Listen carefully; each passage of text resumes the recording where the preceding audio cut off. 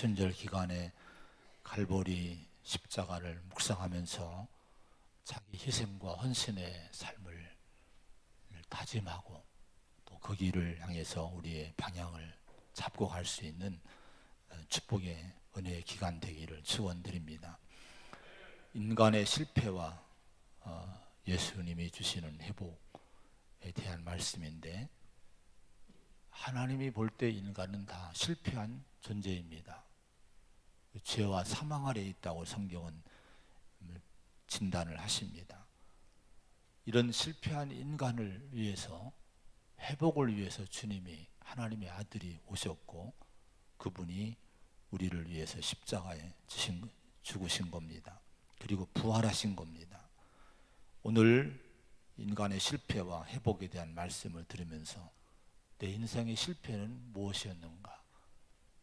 내 삶의 실패를 위해서 하나님이 어떤 은혜를 주시고 나를 붙들어 주시는가? 이런 말씀을 듣는 가운데 우리 자신이, 개인이 회복의 시간 되기를 축원을 드립니다.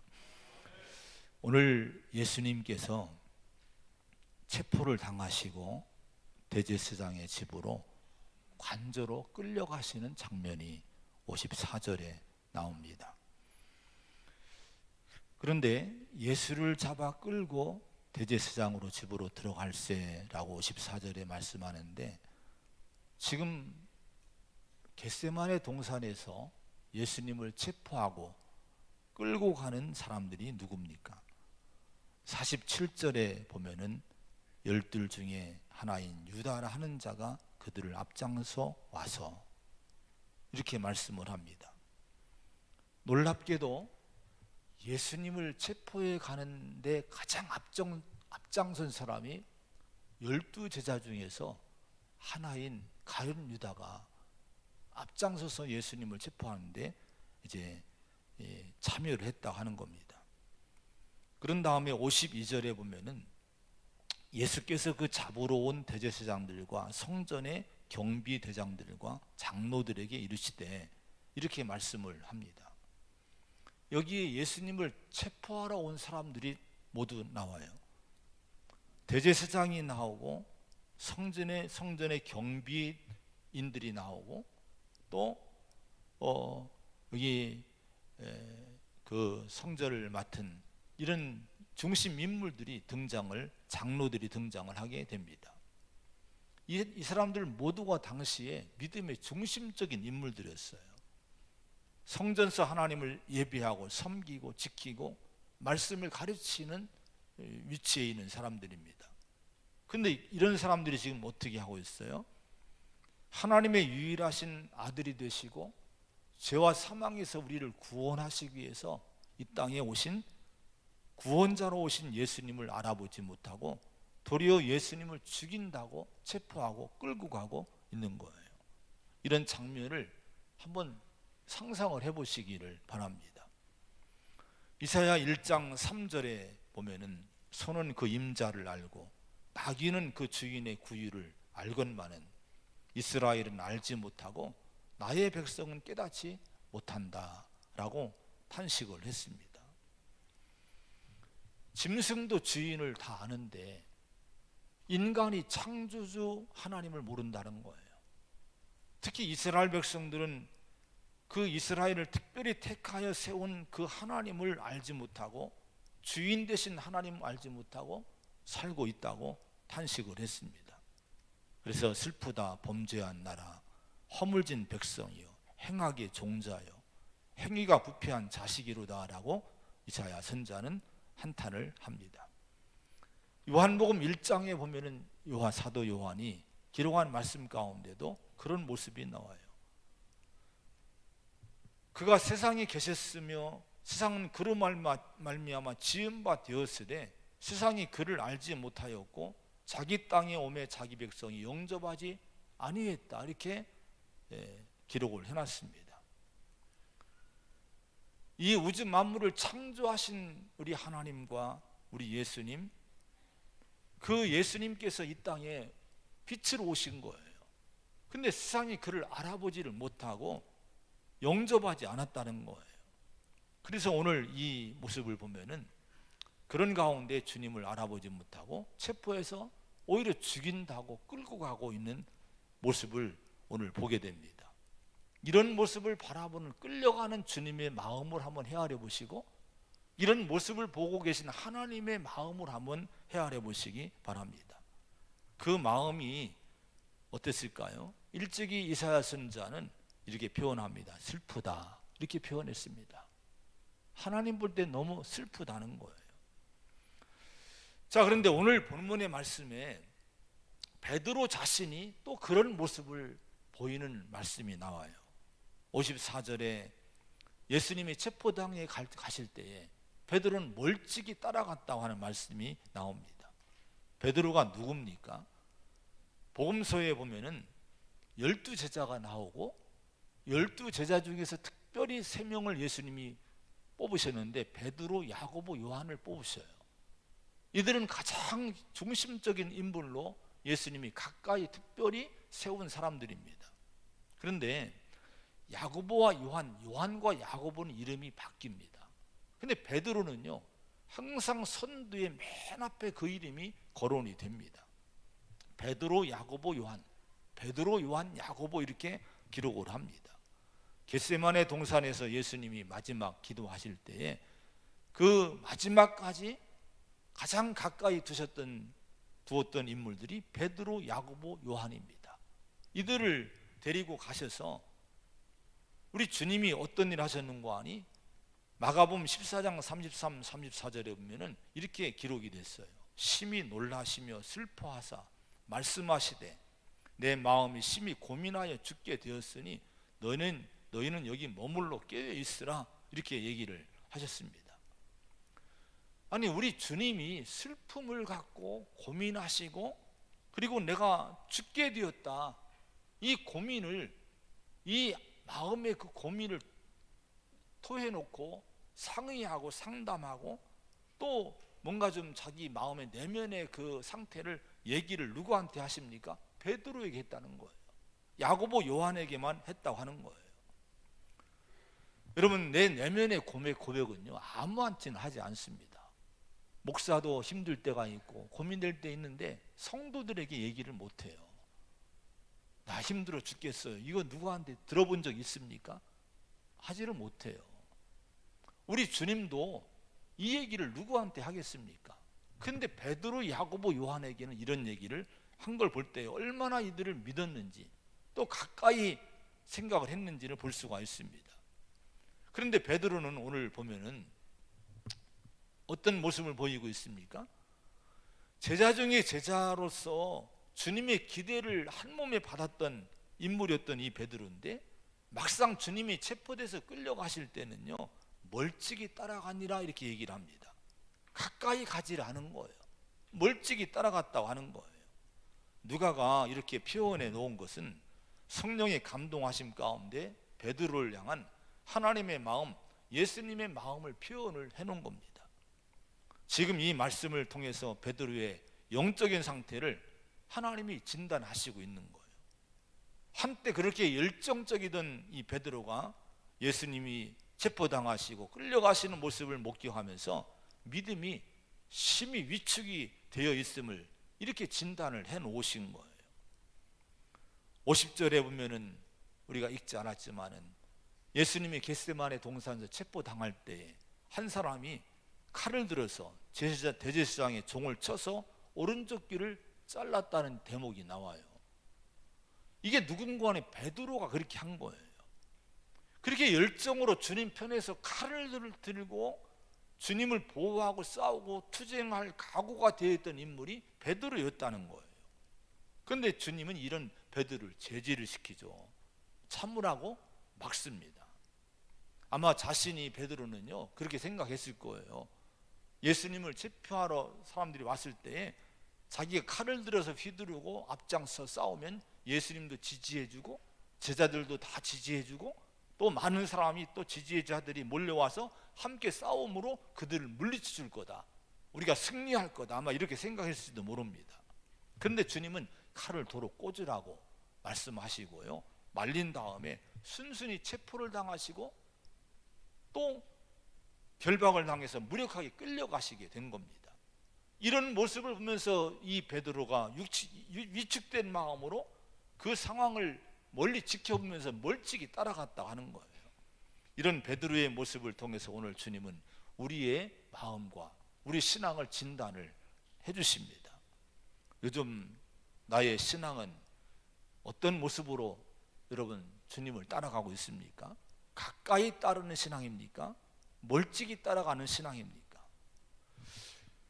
자, 오늘 일단 신앙생활에서 예배나 기도나 섬김이나 사명의 삶에서 멀어진 상태가 되었다 하면은 그것은 주님과 멀어지고 있다는 사실을 깨달아야 됩니다. 세상 일은 바쁜데 육신의 일은 피곤하도록 내가 일을 하는데, 근데 주님의 삶에, 주님의 일에 대한 예배에 대한 사명에 대한 마음이 내 마음에 소홀히 되고 있다면 그 사람의 신앙의 온도는 지금 떨어지고 있는 거예요. 멀어지고 있는 거예요. 또 한 가지, 내 마음이 지금 믿음의 삶에 위치하게 되어 있다면 그것은 지금 내 위치가, 주님과의 사이가 멀찍이 떨어진 상태임을 깨달아야 됩니다. 근데 왜 위축이 됐나요? 베드로의 위축의 이유는요, 주님의 길을 아직 이해하지 못했기 때문에 그런 거예요. 주님은 이 땅의 싸움에서 이기기 위해서 오신 것이 아닙니다. 주님은 지기 위해서 오셨어요. 자신이 패배하고 자신이 매맞고 자신이 체포당하고 더 나아가 십자가에서 모든 죄인들을 위해서, 인류를 위해서 대신 희생하고 죄값을 대신해서 저주를 받고 대신 죽으시기 위해서, 제물 되기 위해서 주님이 오셨습니다. 이런 주님을 바로 보지 못하고 깨닫지 못하고 십자가 길을 가시는 주님을 이해하지 못하고 모르게 되면 교회와 성도들은요 자꾸 시험 들어요. 위축이 됩니다. 언제 그렇습니까? 내 뜻대로 안 되면 실족해요. 내가 이기지 못하면 실족합니다. 내가 앞서지 못하면 위축이 됩니다. 내가 손해보면, 내가 실패하면 실족하고 상처받고 넘어집니다. 그러나 주님을 여러분 바로 보시기를 바랍니다. 베드로가 본 예수님의 그 체포당하심과 희롱당하심과 고난과 십자가의 죽으심은요, 여러분 예수님의 영원한 실패가 아니었던 거예요. 이 예수님의 모습은 세상 역사에서 가장 큰 사랑과 구원의 능력이 나타날 가장 힘 있는 위대한 승리의 길을, 그 십자가의 길을 통해 가시고 있는 거예요. 이것을 보는 눈이 떠진 성도는 이 땅에서 만나고 당하는 실패와 상처와 고난과 손해에 위축당하지 않습니다. 십자가 길을 잘 이해하고 사는 성도가 되어야 돼요. 그래서 우리가 멀찍이 가지 말고 오히려 십자가 길을 더 고난에 있을 때에 더 주님을 가까이 따르는 성도가 되는 우리 소망교회 성도가 되시기를 축원을 드립니다. 여기 베드로가 오늘 본문에 보면은 3번을 예수님을 부인합니다. 이 대제사장 관저에서 3명의 사람들이 너도 예수님의 편이 아니냐 자꾸 도전을 합니다. 이때에 이 위축된 베드로가 나 그를 모른다, 나는 아니다, 네가 하는 말을 알지 못한다 하면서 긋고 이제 예수님 모르는 사람으로 부인을 해버립니다. 이런 베드로의 배반과 부인의 행위를 통해서 우리에게 주신 영적인 깨우침이 있어요. 인간의 약함과 인간의 온전치 못함을 깨우쳐주는 사건이라고 하는 거예요. 여러분, 베드로가 누굽니까? 베드로는 분명 신앙 고백이 분명했던 인물이에요. 우리가 올해 첫 주에 말씀을 나눴습니다마는 베드로가 주는 그리스도시요 살아계신 하나님의 아들이십니다라는 위대한 믿음의 고백을 했지 않았습니까? 이렇게 베드로는 분명한 신앙의 고백을, 교회의 반석 같은 믿음의 고백을 했던 사람입니다. 그 외에도 이 베드로는요, 오늘 누가복음 22장에 보면 33절에 보면 주여 내가 주와 함께 오게도 죽는 데에도 가기를 각오하였나이다. 또 마태복음 보면은 모두 주를 버릴지라도 나는 결코 주를 버리지 않겠나이다. 내가 주와 함께 죽을지언정 주를 부인하지 않겠나이다 라고 용기 있게 또 당당하게 이 주님 편에 서기를 다짐했던 인물이 베드로입니다. 자신만만했던 사람이에요. 아마 이 고백은 실제로 당시 베드로의 믿음이었을 것이고 진실한 마음이었을 거예요. 그런데 막상 주님이 체포를 당하시고 무기력하게 대제사장이 관저에서 비참하게 끌려가서 갇힌 모습을 보았을 때는 그 믿음이 흔들리게 되는 거예요. 그동안 베드로가 본 예수님이 누구였습니까? 당당하게 말씀을 선포하신 분이에요. 수천 명 수만 명 앞에서 말씀을 선포했고 기적들을 행했고 파도를 말씀으로 잠재우기도 했고 5천 명을 오병이어로 먹이기도 했고 심지어 죽은 자를 살리는 기적도 행하셨어요. 이때 이 유다의 여론이 어떻게 됐습니까? 이런 예수님 보면서 유다의 사회의 여론은요, 저 예수를 왕 삼자는 거예요. 로마를 물리치고 저 예수를 왕으로 삼자고 여론이 막 무르익었던 거예요. 이런 모습 볼 때 이 제자였던 베드로가 얼마나 신납니까? 얼마나 흥분됩니까? 희망이 넘치지 않았겠습니까? 저런 예수님과 저런 인기 있고 저런 능력 있는 예수님과 함께라고 하면은 나 목숨 걸 수 있어. 저런 예수님에게 내 목숨 걸어도 괜찮아. 아마 이런 마음이었을 거예요. 근데 지금 그런 주님의 모습이 겟세마네 동산 이후부터는 완전히 땅으로 떨어집니다. 그런 인기나 그런 능력이 여러분 보여지지 않고요, 완전 실패자의 모습으로, 체포된 모습으로, 초라한 모습으로, 조롱당하고 갇혀있는 모습으로 지금 베드로 앞에 우리 주님이 계신 거예요. 이런 주님을 바라보면서 그런 주님에게 자신의 목숨 걸 용기가 나질 않은 거예요. 기적과 풍요와 영광스러운 주님을 위해서는 목숨을 걸고자 하는 마음이 있었는데, 주님이 십자가 지시고 희생하고 헌신하고 죽으신 일에는 함께하고 싶은 용기를 차마 그때는 가질 수가 없었다고 하는 거예요. 우리는 베드로를 통해서 우리 믿음이 언제 실패하고 언제 실족하고 예수님에 대한 나의 신뢰와 믿음이 언제 부인되고 무너지는지를 돌아봐야 됩니다. 언제 그렇습니까? 고난의 때에, 시련의 때에 우리 신앙이 무너집니다. 어려운 때에 우리 예수님에 대한 신뢰가 부인되는 경우를 우리는 많이 봐요. 평소에는 모릅니다. 지금은 너무 좋아, 예수님 믿기 좋고 신앙생활하기 좋고 재밌고 행복한데 막상 내 인생에 뭔가 실패가 오면은 내 신앙이 무너진다 하는 거예요. 여러분, 예수님을 통해서 이루어질 영광스러운 메시아 왕국을 기대했던 베드로 앞에 놓인 것이 뭐예요? 영광이 아니었죠. 위대한 승리가 아니었어요. 화려한 성공이 아니라 비참한 패배와 실패의 모습이 눈앞에 놓였습니다. 이때 베드로는 영적으로 실패하고 예수님을 부인하는 자리에 서게 되는 거예요. 여러분, 오늘 우리가 잘 알아야 됩니다. 이 고난과 시련을 당할 때 믿음이 무너지지 말아야 됩니다. 예수님을 부인하지 말아야 돼요. 자, 시련과 고통의 의미가 뭡니까? 베드로전서 4장 12절에 보면 사랑하는 자들아, 너희를 연단하려고 오는 불시험을 이상한 일 당하는 것처럼 이상히 여기지 말라, 이렇게 말씀을 해요. 자, 너희를 연단하려고 오는 불시험이라고 얘기합니다. 우리 인간이 당하는 고난과 시련과 문제는 우리를 연단하는 것이라고 하는 거예요. 연단이 뭐예요? 여러분 금광석을 캐면요, 금방 그걸로 반지를 만드는 게 아니에요. 금목걸이를 만드는 것이 아니에요. 이걸 부수고 여러분 용광로에 넣어서 재련을 합니다. 단련을 시킵니다. 여러분 펄펄 끓은 다음에 여기서 연단한 다음에 나중에 뽑아내는 것이 뭐예요? 정금을 뽑아내는 거예요. 이 연단을 통해서 이런 불순물을 제거하고 정금으로 만드는 과정이 연단의 과정인 거예요. 여러분, 인간은 죄 아래 태어난 존재고 그 가슴에 우리 인간이 다 죄성을 갖고 있어요. 그래서 하나님 보시기에는 우리가 잘 살고 열심히 사는 것 같지만 실은요, 인류가 다 제갈 길로 가는 거예요. 욕심대로, 탐욕대로, 육신의 욕심이 이 땅만을 위해서, 이 땅의 어떤 것들만 위해서 몰두하고 탐욕으로 사는 허물 많은 존재가 우리 인간입니다. 하나님은 그런 인간에게 개입하셔서 인간이 의지하는 세상 것들을 때로는 끊으시는 거예요.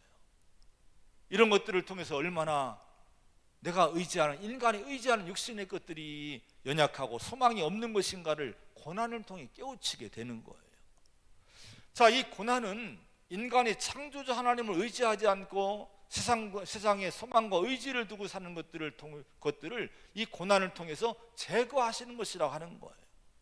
고난과 시련은요, 인간의 지식도 기술도 과학도 사상도 의술도 열정도 결국 진정한 의지가 못됨을 깨닫게 하시고 하나님 앞에 무릎 꿇게 하시는 여러분 이 과정이 고난의 과정이라고 하는 거예요. 그래서 이 예수님도요, 히브리서 5장 8절에 보면요, 그가 아들이시면서도 받으신 고난으로 순종함을 배워서라고 말씀합니다.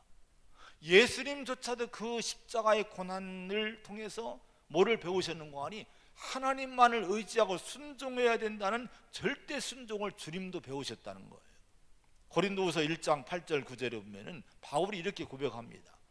힘에 겹도록 심한 고난을 당하여 살 소망까지 끊어지고 우리 자신이 사형 선고를 받은 줄 알았다, 이렇게 고백을 해요. 이제는 죽었구나, 이제 끝났구나, 이런 상황까지 빠졌다는 거예요. 근데 이걸로 결론 내리지 않았어요. 그 다음에 이 바울이 깨달은 것이 뭔지 아십니까? 이것은 이는 우리로 자기를 의지하지 말고 오직 죽은 자를 다시 살리시는 하나님만 의지하게 하심이라, 이 진리를 깨닫게 됐다고 하는 거예요. 여러분, 내 인생의 고난이 뭡니까? 고난 없는 인생이 없을 거예요. 다 누군가 여러분 가정마다 개인마다 뭔가 시련이 있고 고난이 있고 시험이 있어요. 어느 분은 건강에 시험이 있고 물질의 문제가 있고 인간 관계가 깨지기도 하고 가정이 깨지기도 하고 또 좋은 조건들이 있다가도 이런 것들이 무너지기도 하고 이렇게 흔들리고 무너지는 것을 경험을 합니다. 근데 여러분, 이것은 이러한 때는 우리가 하나님을 부인하고 신앙이 떨어지고 하나님이 계신데 왜 이럴 수가 있어? 선하신 하나님이, 사랑의 하나님이 이렇게 할 수가 있으라고 절망할 때가 아니라는 거예요. 눈을 들어서 오직 영원하신 절대자, 영원한 천국의 완전한 축복을 우리에게 주실 하나님만을 바라보고 의지하는 믿음 위에 서라는 하나님의 사인이라고 하는 거예요. 하나님의 부르심이라고 하는 거예요. 여러분, 고난과 시련을 잘 영적으로 이해하시기를 바랍니다. 이때는 우리가 주님을 의지할 때인 거예요. 세상의 것들을 내려놓고 세상의 것들은 내가 의지할 것이 아니란 거예요. 하나님만을 붙들 수 있는 그 기회가 되기를 축원을 드립니다. 그런 다음에 언제 여러분 무너지는가 하니 나 자신에 대한 과도한 믿음과 신뢰가 여러분 믿음이 무너지는 경우가 되기도 합니다. 베드로가 주는 모두 주를 버릴지라도 나는 결코 버리지 않겠다, 이렇게 다짐하고 결심하지 않았습니까? 그런데 우리가 볼 때 그런 결심이 좋은 결심 같지만요, 이 결심, 당당한 결심 가운데 문제가 있어요. 너무 자기 자신을 신뢰한다는 거예요. 너무 자신을 너무 믿고 있다고 하는 거예요. 근데 여러분, 세상은 자꾸 너 믿어야 돼, 너를 믿어봐 한번, 이렇게 얘기를 하지 않습니까? 용기를 가져봐 하지 않습니까? 성경은요, 하나님은 다르게 말씀하십니다. 잠언서 3장 5절부터 보면은 너는 마음을 다하여 여호와를 신뢰하고 내 명철을 의지하지 말라. 너는 범사의 그를 인정하라. 그리하면 내 길을 지도하시리라. 스스로 지혜롭게 여기지 말지어다, 이렇게 말씀하시는 거예요. 우리의 명철을 의지하지 말래요. 스스로 지혜롭다고 내가 할 수 있다고 이런 생각 버리라는 거예요. 우리 인간은 창조물입니다. 창조자가 아닌 거예요.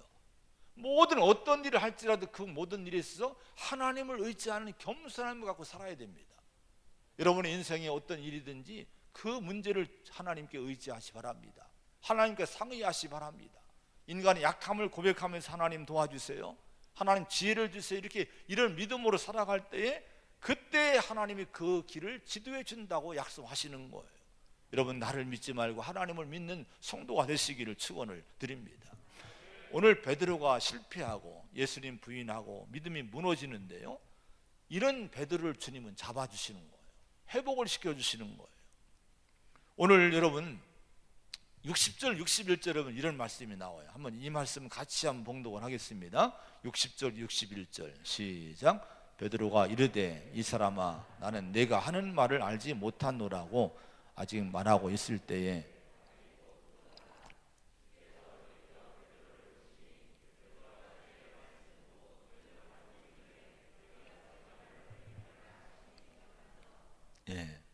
여기 보면은 예수님을 부인할 때 닭이 울었다, 이렇게 얘기합니다. 닭이 울 때 뭐가 생각났어요? 네가 3번, 오늘 닭 울기 전에 3번 부인하리라는 말씀이 생각났다고 하는 거예요. 그리고 예수님이 그 부인하는 베드로를 돌이켜 보시는 예수님의 시선과 마주치는 장면이 오늘 나옵니다. 여기 새벽닭의 울음소리를 듣고요, 베드로가 깨우치는 거예요. 우리들에게 하나님이 주신 구원의 회복의 기회가 뭔지 아십니까? 내가 살다 보면요, 내 영혼을, 내 마음을 딱 퍼득 깨닫게 하는 사건들이 있어요. 이게 새벽닭 울음소리입니다.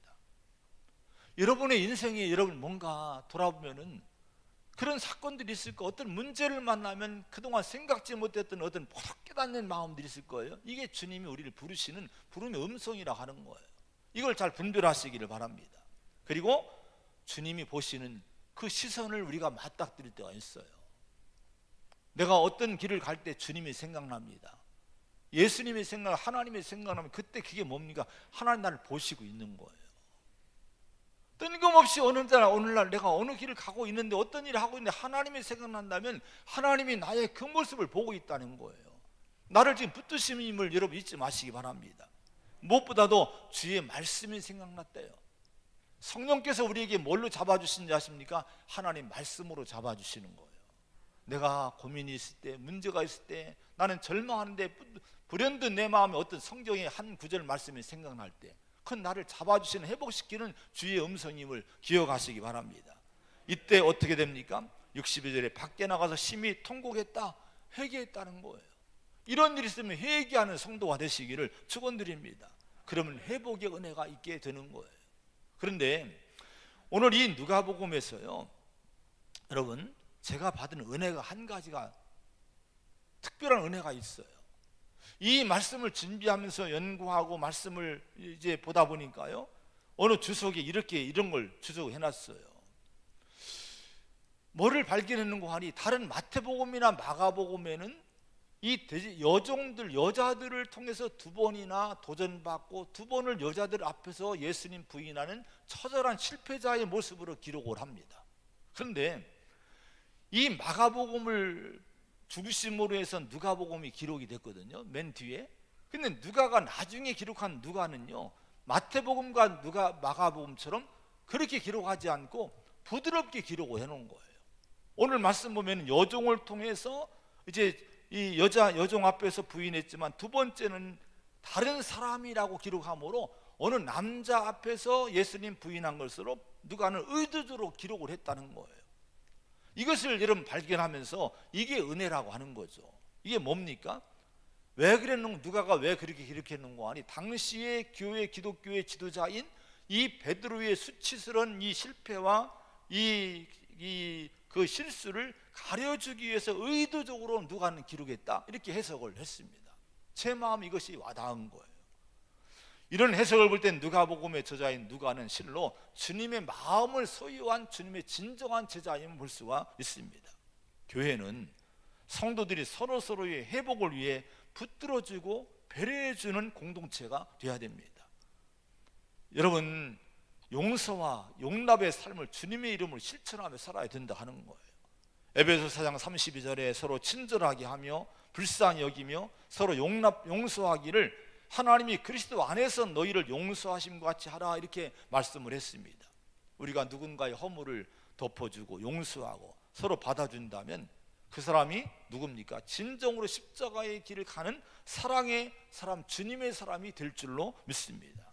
이 사순절에 나를 용서하시고 나를 죄에서 구원하시기 위해서 십자가 지고 가신 주님을 따라서 우리도 용서와 사랑의 십자가를 지고 덮어주면서 주님을 따라갈 수 있는 우리 교회가 되고 성도가 되기를 간절히 축원을 드립니다. 기도하겠습니다. 하나님 아버지, 오늘 베드로의 실패와 실패한 자 베드로를 회복시켜 주시는, 만나 주시는 예수님의 말씀을 들었습니다. 내가 겸손하기 원합니다. 나도 얼마든지 실패할 수 있음을 잊지 말고, 하나님 오직 주님을 바라보고 주님 의지함으로 나를 실패케 하는 모든 여건과 환경 속에서 내가 이겨나고 나 자신을 잘 지킬 수 있는 성도가 될 수 있도록 인도하여 주시옵소서. 특별히 간구하고 원하기는 주님이 나를 바라보시고 회복하시기 위해서 주시는 음성을, 사인을 잘 듣고 보기를 원합니다. 새벽 딱 오는 소리가 많은 사건을 통해 내게 들려올 수가 있고, 주님이 나를 바라보시는 시선을 우리가 볼 수가 있습니다.